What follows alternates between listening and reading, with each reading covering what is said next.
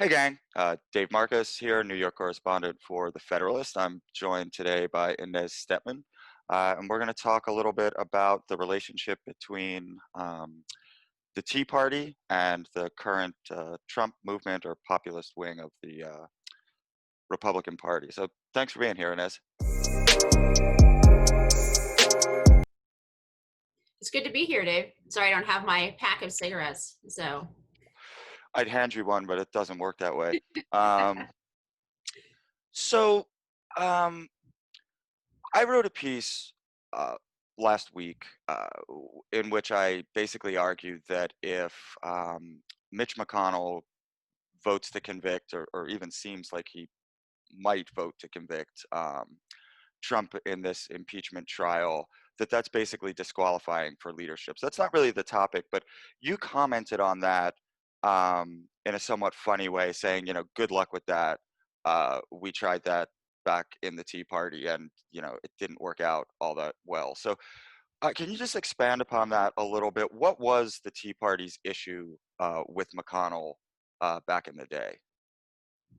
I think largely the same issue that folks have with him now, which is he's an extremely effective politician and knows how to work the Senate in a way that is sometimes very beneficial for conservatives. But fundamentally, the guy isn't a conservative or really with the base. He is very establishment. Now, I preferred him at the time by far to John Boehner, who was both not conservative and ineffective. So better at least to get something done, even if you only agree on a small portion of things of the things that have to get done, at least something gets done. But what I was referring to there is the attempt to primary Mitch McConnell by the Tea Party. And it was the same reason the Tea Party tried to primary a lot of establishment Republicans, because they were saying one thing when they went home to their districts and doing another when they went to Washington. And some of those primary efforts were very successful. Mitch McConnell was not, which is what I was warning you about. Mitch McConnell is very, very powerful in his home state of Kentucky, very, very difficult to dislodge. So I would warn you that ahead lies a battle. Yes. Yeah, I didn't write the piece with a whole lot of hope that it would actually happen, but just more to express my own displeasure with his actions of late. So one of the knocks on the Tea Party was that because of those primary efforts, they lost winnable elections. Right? I guess it was Christine O'Donnell in Delaware. There were a handful of these cases where they said, boy, if you had just let the moderate Republican run, you'd have more seats in the Senate. Um, but it strikes me that there can be political value in those kinds of losses, to the extent that it does sort of move the Overton window a little bit. And it seems to me like the Tea Party was to some degree successful in doing that. I mean, what are your feelings about that balance between winning those winnable elections and doing a primary where you're ideologically closer to the person, but you might end up losing? Well, I think there is value in it, and it's fine that we lost some of those elections. I think it's hard now to think about the fact that things in 2010 weren't quite as existential as they are now. I know that we hear that every single election. This is the most important election of our lifetimes. But I think then I thought there is value in consolidating a party, and kind of actually I would say I would compare it to the way that the woke left thinks about things, because they are clearly, over the last couple of years, they have been consolidating cultural power in institutions that were already liberal, right? So think about like the revolt in the New York Times, office, right? That shows power, and actually I think it's smart tactically, because even if you're in the minority, if you capture one of the two major political parties for the ideas that you want to advance and the things that that you think are important for the future of the country, you're in a much better position, even if you've lost a couple elections. Now, I do think things have changed substantially since then, mostly both on the left and the right, but in terms of what the left wants to do and the agenda that they want to run through. But at the time, I thought, this is worth it, even though we have some bad candidates, which honestly, in any popular movement, you're going to have some great candidates and some bad candidates. They're not going to be fully vetted the same way somebody who came up through the party is going to be. And that can be a bad thing in the case of, Christine O'Donnell, for example, but it can also be a really good thing because you avoid some of the sort of conventional wisdom and groupthink that I think has moved the Republican Party further and further from its base. And frankly, I thought that the Tea Party was the more ideological sort of principled opposition in the sense that they had a very clear number of agenda items. They had some really clear background sort of constitutional restoration principles. They were more educated than the average American, more wealthy than the average American, right? So this was the small business owners, the people who were relatively successful. And it was really, I've said this before, but it was the gentleman's revolt, right?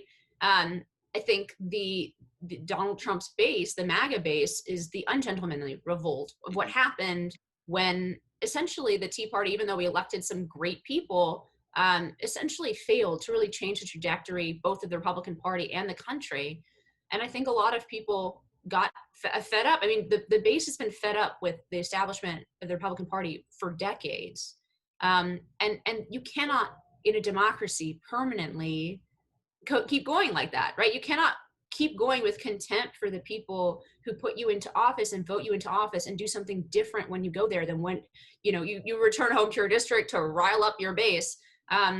That's not a fundamentally a dynamic in politics I think can go on forever. So in that sense, I think they're similar, even though I think they mostly involve different people, definitely involve different principles, different political agenda. But I think they're similar in that they are both revolts against a Republican establishment who has long lost touch with why people actually vote for them. That's not sustainable.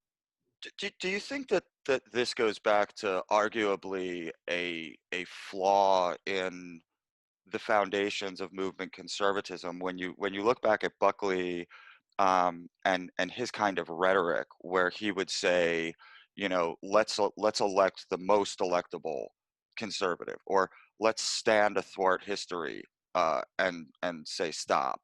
These were very defensive positions, which I think makes sense if you're a conservative in New York City or Washington, D.C., and there's just this tidal wave coming at you, and you say, okay, well, let's be moderate in the way that we deal with this.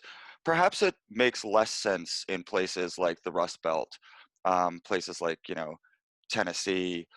Uh, do you think that what we see from people like Tucker Carlson, or what Sohrab Ahmari would call sort of woke conservatism, or even a lot of what we see in the Federalist that differs from, say, National Review, is a departure from that traditional movement conservatism that is in fact related to the Tea Party and Trumpism and just a desire for conservatism in general to be more active?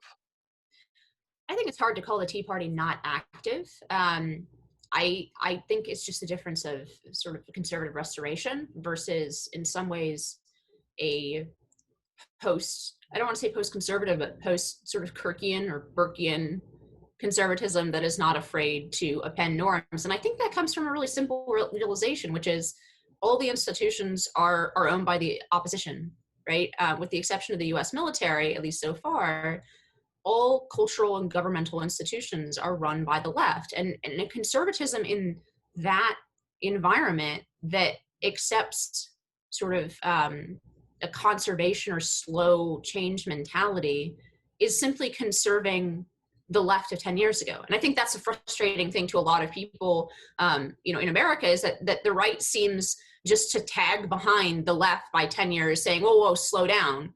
Well, we've passed the point, and we can argue about when that happened, but we've passed the point where we can just say slow down. We are now actively in a kind of rebellion, right? And obviously I don't mean that now we have to say this, right? I don't mean that in a go out into the streets with pitchforks kind of way, but we are actively in rebellion in the sense that we are now trying to either overturn or circumvent most of the major institutions of American life, which are all left of center now, right? If you can think about the agencies, Congress, and including establishment Republicans, right, compared to 30, 40 years ago, they're all to the left of Democrats 30 or 40 years ago. Even 10, 12 years Right. ago, Barack Obama could say that because of his Christian beliefs, he didn't believe in gay marriage, and that was Right. perfectly acceptable. Now, if you say that, you're a bigot, and that's only Even for 12 a lot of years. establishment Republicans, right? Yes.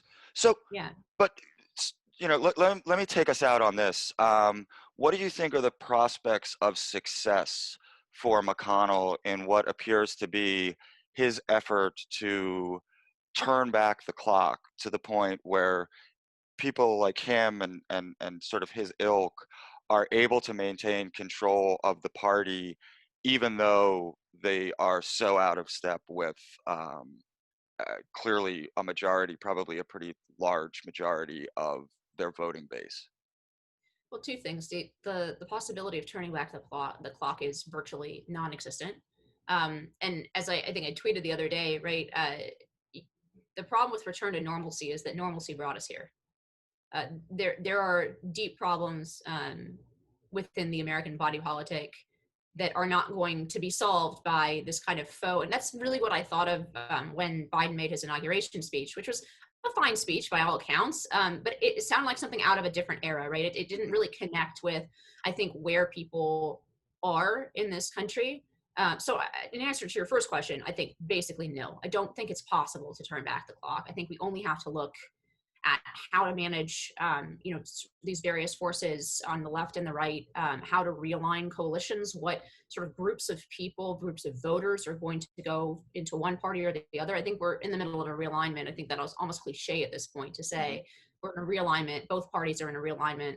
I think the Democratic Party is ultimately, because of the election of Biden, I think it could have gone either way there for a while, but I actually think they're going to fall into a sort of woke technocratic liberalism, Sure where looks that way in the first 3 days. yeah, where they're sort of moderate on some economic things, right? I mean, moderate in comparison to their left wing. They're still to the left of Republicans considerably, and but I don't think you're going to see, for example, a huge universal health care push from Joe Biden, right? Which is something that the Bernie base desperately wants. Right. Instead, what you're going to see are things like the Equality Act, right? The ERA, you're going to see these kinds of woke EOs. We already have this executive order that rewrites Title IX of the Civil Rights Code to essentially obliterate the difference between the legal difference between men and women, and let men gain entree to the women's track team, right? And so I think you're going to see him feed his base on the cultural issues, and then especially as you've seen the realignment of most of corporate America into the Democratic Party, when before they had sort of split a lot of their political influence and maybe were even more associated with the Republican Party. I think that's going to create a different Democratic Party. Now, what happens on the right, I think, is still very much up for grabs, but for sure, I think that anti-wokeness is going to be a huge platform, a huge plank of the Republican platform going forward, if they don't want to completely wither away and be replaced by another party. But I think anti-wokeness has to be part of the platform, anti-PC, anti-censorship when it comes to big tech. I think you're going to see a more working class party, which includes probably moderation on economic issues. I think, strangely, I wouldn't be surprised if both parties ended up close to the same place in economic issues, because you can't flip completely. And this is where I disagree, I think, with a lot of the folks like Sorab or others. There is still a huge part of the Republican base, especially in the Mountain West and the Southwest, in Texas, that is limited government, whose primary sort of animating force is limited government, is sort of freedom. Like, these are the folks who would say that the Leave Me Alone coalition, right? But what separates them from libertarians, for example, would be they absolutely want to fight the culture war. So they are Goldwater conservatives, but they want to fight the culture war. And I think that's actually what's going to seam together the different parts of the Republican Party. We're not going to agree on economics increasingly. We're not going to agree on limited government. We're not going to agree on some of the things that were the essential planks of Reaganism. But what we will agree on is the culture war has to be fought, because the left is incredibly aggressive on that score. So I don't know quite what the future is, but I definitely don't think that McConnell can turn back the clock. And like I said, I don't think you can perpetually have contempt for the people who vote for you and remain a party. So either the Republican Party will absolutely just disappear and there'll be a third party that then takes the dominant place after a couple elections. Now, God knows what happens to us in a couple elections of Democrats, but either that'll be the case, or the Republican Party will be in some way co-opted and directed much more than its current establishment wants it to be by its base, which is democracy. Despite Sure. all of the howling of democracy, that is democracy. Yeah. Well, I mean, at least we know it'll be interesting. That's the Chinese curse, right? I guess that's right. Yes. Yeah. What a horrible phrase. For at least a weekend, I'd like to not live in interesting times. Like, how would that be? Nice boring times. I mean, that's the sentiment, right? That elected Joe Biden. I can understand it. I'm exhausted too. You're Yeah. exhausted. Everybody, like, we would like to turn back the clock to 1990, but the fact is that that's impossible.